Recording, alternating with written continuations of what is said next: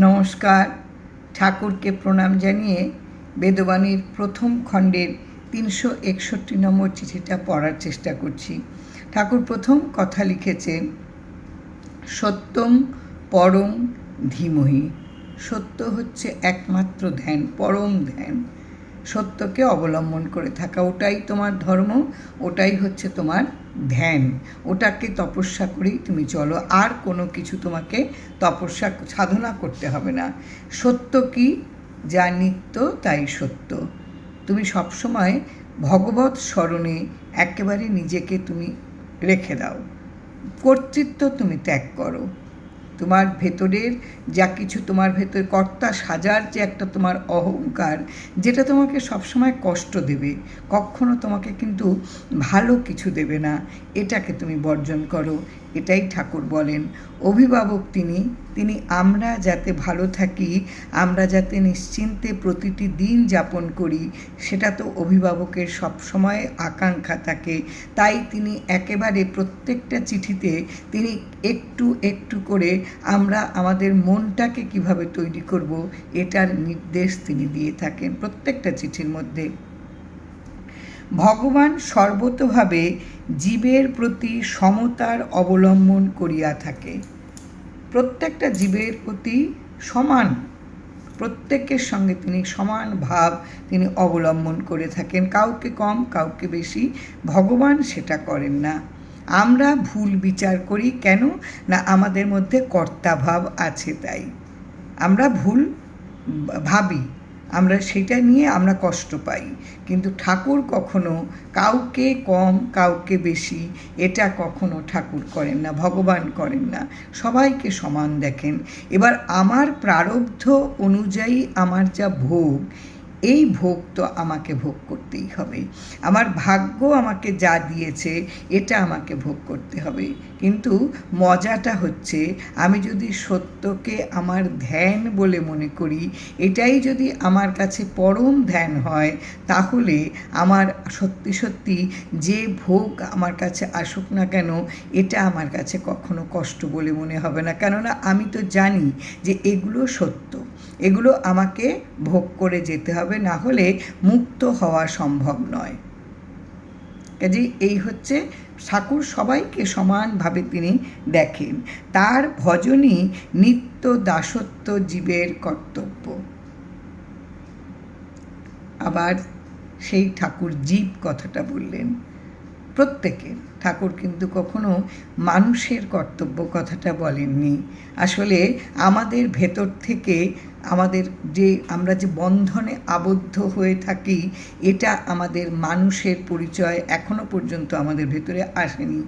আমরা ওই বন্ধনগুলিতে আবদ্ধ হয়ে থাকতেই ভালোবাসি। তাই ঠাকুর বলছেন, তাহার ভজনই নিত্য দাসত্ব জীবের কর্তব্য।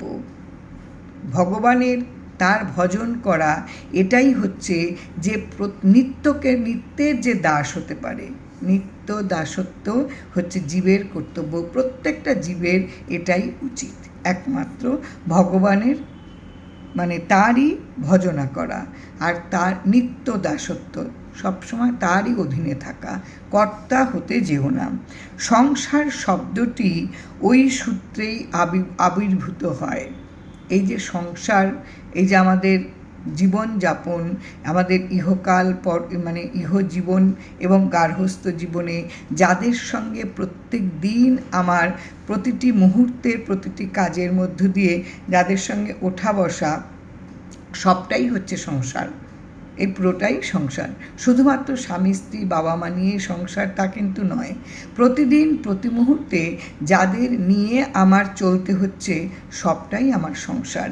এই সংসার এই কারণেই আবির্ভূত হয়, এই যে আমার দাসত্ব স্বীকার করা, নিত্যের দাসত্ব স্বীকার করা এবং তার ভজনা করা, এটাই হচ্ছে একমাত্র মূল। সংসারের প্রাক্তন কার্য সকল ভাগ্যফলে জুটিয়া থাকে। এই যে সংসার, আমাদের প্রতি মুহূর্তে যাদের নিয়ে সংসার, তাদের সবসময় এই যে আমাদের যা প্রাক্তন যা ভাগ্যফল, আমাদের যা কার্য, আমরা যে অতীতে যা সকল করে এসেছি, তা যা সঞ্চিত আছে সেই অনুযায়ী আমার যা অদৃষ্ট এই ভাগ্য ফলে জুটিয়া থাকে। আমি যা করেছি আমার কর্ম, এই কর্মের জন্য যা আমার সঞ্চয় হয়েছে এই ভাগ্যের ফলেই এগুলো সব ঘটে থাকে। গুণ হইতেই কামাদি বাসনার প্রবর্তন হয়।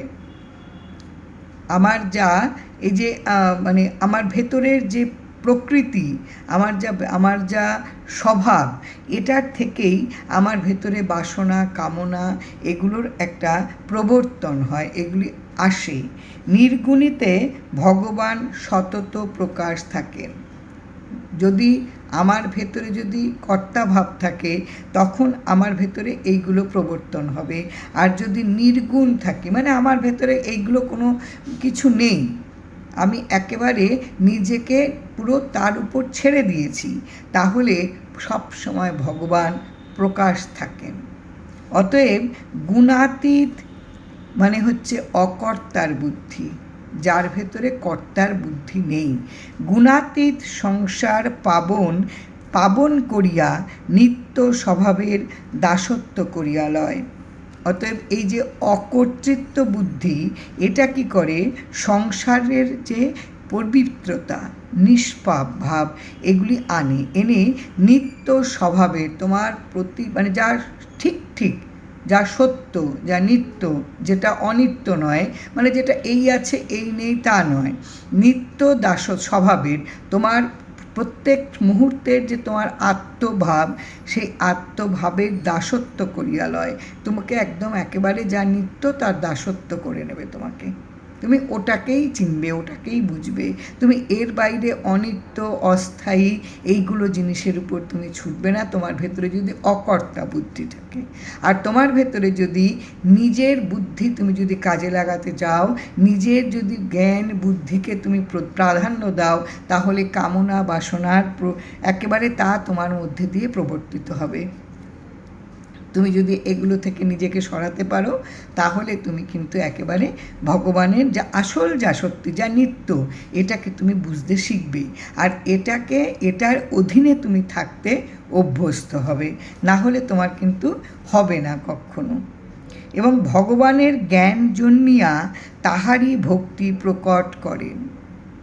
এই যে ভগবানের প্রতি তোমার যে একটা বিশ্বাস, তোমার যে একটা তার প্রতি নিষ্ঠা ভরসা, এগুলো তোমার ভেতরে জন্মাবে এবং তারই ভক্তি তোমার ভেতরে প্রকট হবে, মানে একেবারে স্পষ্ট হবে।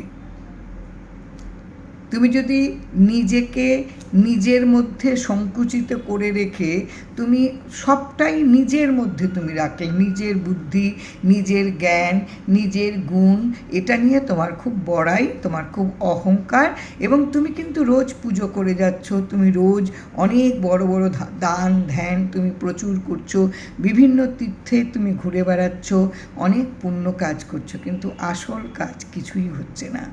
আসল হচ্ছে তুমি এগুলো থেকে নিজেকে সরিয়ে নাও। যা তুমি করছো, যা তুমি দেখছো, যা তোমার গুণ এবং জ্ঞান বুদ্ধিতে যা তোমার প্রকট হচ্ছে, এটা জানবে সবটাই অনিত্য। নিত্য হচ্ছে তুমি তার দাস হও। তিনি যেভাবে তোমাকে চালাচ্ছেন তুমি সেভাবে চলো। কেননা প্রারব্ধ তোমার যা আছে, তোমার যা ভাগ্য ফল, এটা তোমাকে ভোগ করতেই হবে। কিন্তু তুমি যদি ভগবানের দাস হয়ে থাকো, তাহলে এই ভোগ করতে গিয়ে তোমার কখনো উচাটন মন হবে না, তুমি অস্থির হয়ে উঠবে না, তোমার ভেতরে কখনো ধৈর্য হারিয়ে যাবে না। কেননা তুমি জানবে তিনি তোমাকে যা দেবার দিচ্ছেন তার নাম করে গেলে, তার স্মরণে থাকলে এটাই বোধহয় প্রাপ্তি হবে। এই ভোগগুলি তোমাকে অসহনীয় করে দেবে না, তোমার ভেতরে সহিষ্ণুতা এনে দেবে। প্রারব্ধে যাহা ভোগ আছে তাহা এই শরীরের দ্বারাই উৎপন্ন হয়। সেই ভোগ ক্ষয় করিতে বুদ্ধি জ্ঞানাদির বহু প্রকৃতির আবির্ভাব ভগবান হইতেই উৎপন্ন করিয়া লইয়া থাকে। আরেকবার পড়ি আমি এই লাইনটা। প্রারব্ধে যাহা ভোগ আছে, মানে আমার অর্জিত কর্মফল অনুযায়ী আমার যা ভোগ, এই যে সুখ দুঃখের যে অনুভূতিগুলি আমার ভেতরে হয়, এই যে ভোগ, এই ভোগগুলি যা আছে তাহা এই শরীরের দ্বারাই উৎপন্ন হয়। এই যে ভোগগুলি করতে হয়, এটা আমাদের শরীর, কখনো আমরা অস্থির হই, কখনো মানিয়ে নিই। তাহলে এই শরীরের দ্বারাই আমাদের ভেতরে উৎপন্ন হয়। সেই ভোগে ক্ষয় করিতে বুদ্ধি এই ভোগটাকে শেষ করতে, নাশ করতে বুদ্ধি জ্ঞানাদির বহু প্রকৃতির আবির্ভাব ভগবান হইতেই উৎপন্ন হইয়া থাকে। এখান থেকে, এই ভগবান থেকেই সৃষ্টি হয় যে তুমি এই বুদ্ধি জ্ঞানাদির ইন্দ্রিয় বিষয়ে তোমার যে তুমি যদি ভগবান থেকেই এর যা আবির্ভাব হয়, এই শরীরের দ্বারাই উৎপন্ন হয়। সেই ভোগ ক্ষয় করিতে বুদ্ধি জ্ঞানাদির বহু প্রকৃতির আবির্ভাব, অনেক রকমের প্রকৃতি অনেক রকমের ভেদ, অনেক রকমের তোমার ভাব, তুমি কোনভাবে তুমি এগুলোকে ক্ষয় করবে, এই ভোগগুলোকে তুমি ক্ষয় করবে। তুমি অস্থির হতে পারো, তুমি করবে না, আমার দরকার নেই। আর এক হচ্ছে তুমি নীরবে ধৈর্য ধরে যাই তোমার ভোগ আসুক না কেন, কারণ তুমি তো জেনে গেছো যে তোমার প্রারব্ধ ভোগ তোমাকে ভোগ করতেই হবে। তুমি শুধু প্রতিটি ভোগের মধ্য দিয়ে তুমি প্রতি মুহূর্তে, প্রতিদিন তুমি তাকে স্মরণ করে থাকো, যে তোমার আরাধ্য দেবতা, যে তোমার রক্ষক। যদি তুমি তাকে স্মরণ করে থাকো, সত্যকে যদি তোমার একমাত্র ধ্যান হয়ে থাকে, তপস্যা হয়ে থাকে, তাহলে কি হবে? তাহলে এই ধরনের কোনো বেগ তোমাকে কখনো অস্থির করে দেবে না। তোমার শরীরে যে চাপই, যে অনুভূতিটাই আসুক না কেন, তুমি ভগবানের স্মরণে থাকলে এগুলো থেকে তুমি নিজেকে দূর করতে পারবে। সেই বুদ্ধি জ্ঞানাদি ইন্দ্রিয় বিষয়ে আবদ্ধ রাখিলে ভগবৎ ঋণ শোধ হয় না। যদি তোমার যে অনুভূতিগুলি, ইন্দ্রিয় কি, চোখ কান নাক জিহ্বা ত্বক, এই যে ইন্দ্রিয়গুলো, আমার 10টা ইন্দ্রিয় আছে, এই 10টা ইন্দ্রিয়ের অনুভূতিতে যদি তোমার জ্ঞান বুদ্ধি এইগুলির মধ্যে তুমি সীমাবদ্ধ রাখো, যে আমার ভীষণ মনের কষ্ট হচ্ছে, আমি মনের ভীষণ নির্যাতিত হচ্ছি, আমার এই কাজটা করতে আমার খুব কষ্ট হচ্ছে, এই যে ইন্দ্রিয়ের অনুভূতিগুলি, এগুলি যদি তুমি তোমার জ্ঞান বুদ্ধি, কর্তার যে জ্ঞান বুদ্ধি, এই দ্বারা যদি তুমি বিচার করো, তাহলে কিন্তু তুমি ভগবানের স্মরণে তুমি যেতে পারছো না। তুমি তাহলে কিন্তু ভগবতের তার কাছে যেতে পারছো না, এবং তোমার যে ঋণ সেটা শোধ হয় না। কিন্তু তুমি যদি জেনে যাও, তুমি যদি একেবারে, তুমি দাস হলে কি হয়, তুমি যদি তার অধীনস্থ হতে পারো, তাহলে তিনি তোমাকে যেভাবে চালাবেন তুমি সেভাবে চলবে। এটাই তো হচ্ছে দাস হওয়ার আনন্দটা, হচ্ছে এখানেই। আমার কোনো চিন্তা ভাবনা নেই, আমাকে যেমন তিনি রাখবেন, যেমন তিনি চালাবেন, ব্যাস আমি সেরকমভাবেই চলবো।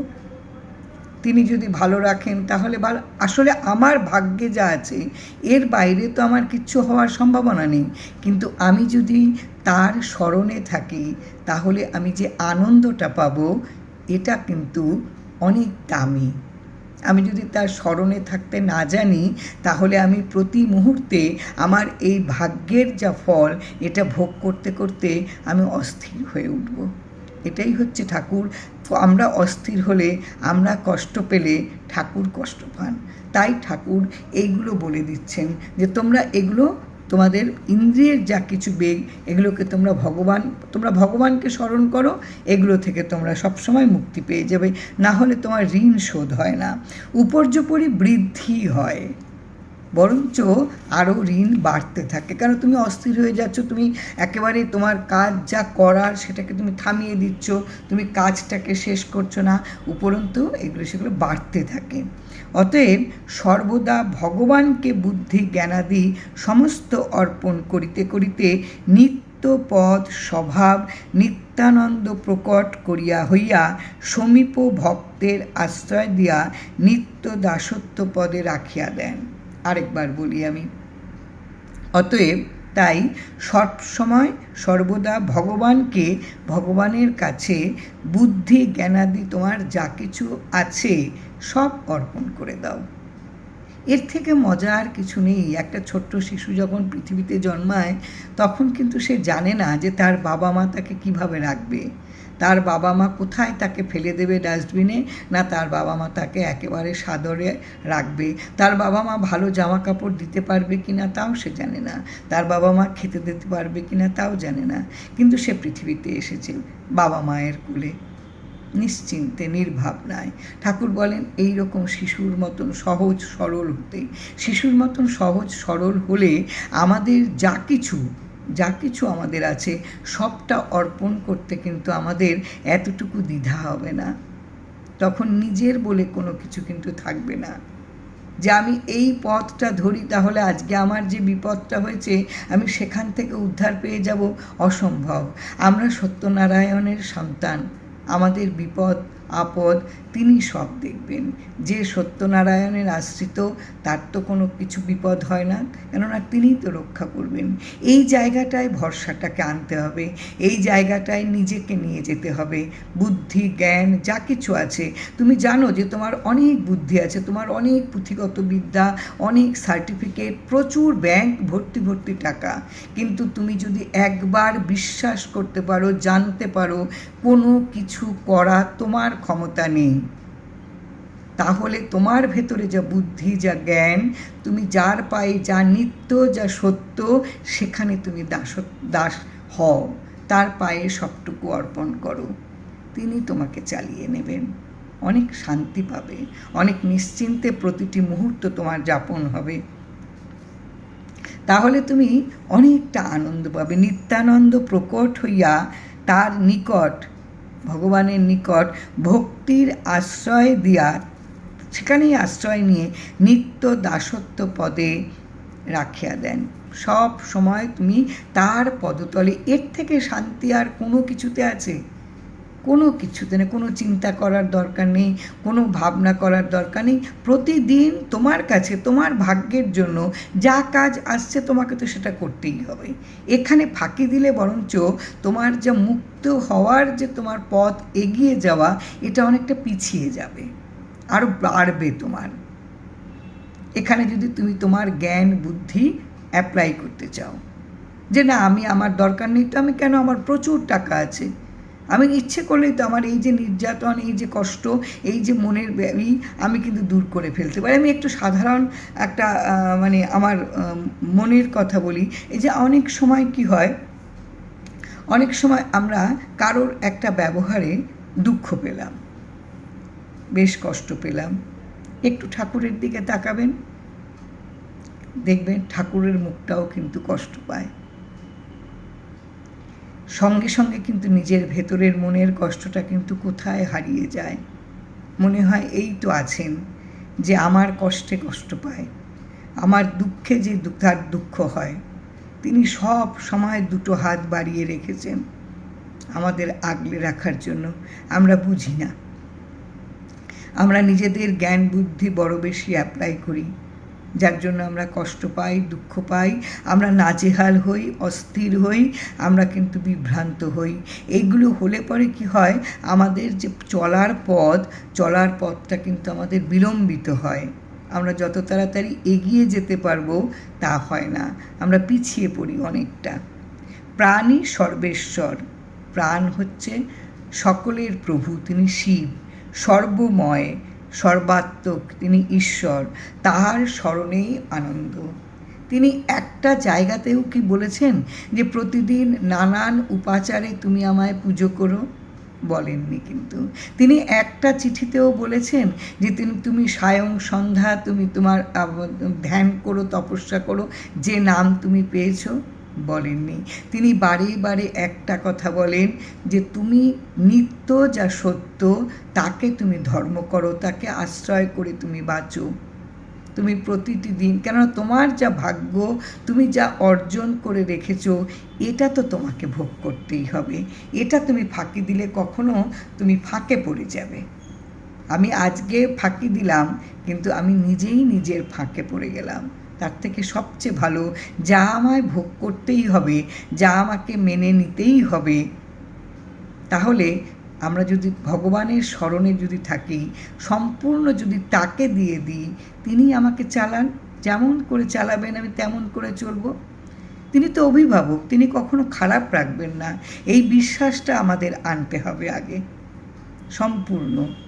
আমরা নিজেদের বুদ্ধি আমরা কখনো প্রয়োগ করার চেষ্টা করা বৃথা, একদম বৃথা, কিচ্ছু করতে পারবো না। নিজেদের জ্ঞান বুদ্ধি সবটুকু তার পায়ে দিয়ে রাখি, তিনি চালিয়ে দেবেন। এই চিঠিগুলো বোধহয় প্রত্যেকের জন্য প্রতিদিনের পথনির্দেশ। তাহলে এই যে আমরা উচ্ছৃঙ্খল হয়ে পড়ি, আমরা অস্থির হয়ে পড়ি, আমরা অস্থিরতা দেখাই, ধৈর্য হারিয়ে ফেলি, আমাদের ভেতরে সহ্য শক্তি একেবারে তলানিতে থাকে, এই কারণে আমাদের অসম্ভব জ্ঞান আর বুদ্ধির প্রয়োগ করার একটা অহংকার। আমরা কখনো তাকে সারেন্ডার করতে জানি না।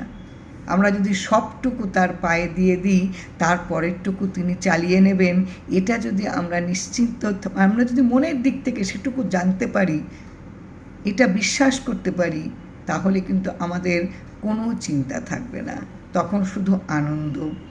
কেননা ভগবানের স্মরণে থাকার মতন আনন্দ আর কিছুতে নেই।